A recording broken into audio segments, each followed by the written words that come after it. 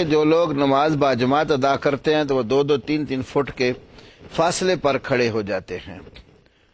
تو اس سلسلے میں یاد رکھو، یا تو وہ اس شرعی رخصت کو قبول کرتے ہوئے گھروں میں نماز پڑھ لیں، اور مسجد میں آ گئے ہیں تو پھر اسی طریقے سے نماز ادا ہوگی جیسے شریعت نے بتایا ہے۔ سلو کما رأیتمونی اصلی، آپ صلی اللہ علیہ وسلم نے فرمایا نماز اس طرح پڑھو جیسے تم نے مجھے نماز پڑھتے ہوئے دیکھا ہے۔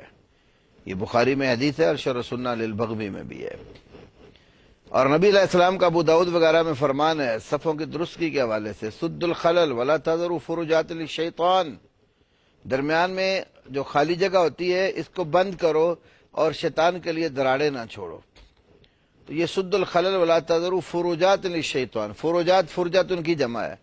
امام عبدالعظیم المنذری علیہ رحمہ نے ترغیب و ترہیب میں اس کا معنی لکھا ہے کہ دو آدمیوں کے درمیان جو خالی جگہ ہوتی ہے، دراڑ ہوتی ہے، اس کو فرجہ کہا جاتا ہے۔ تو دو بندوں کے درمیان خالی جگہ نہیں ہونی چاہیے۔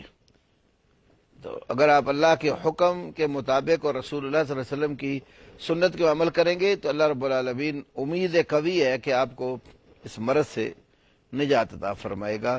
تو مسجد میں جب نماز کے لیے آ گئے تو اپنی احتیاطی تدابیر کو ضرور مد نظر رکھے۔ ماسک بے شک پہن سکتے ہیں، پہنے، دوسرا لباس اپنا جو ہے نا وہ محفوظ طریقے والا پہن سکتے ہیں وہ پہنے۔ تو احتیاطی تدابیر اختیار کر کے سنت کے مطابق ہی نماز ادا کرے۔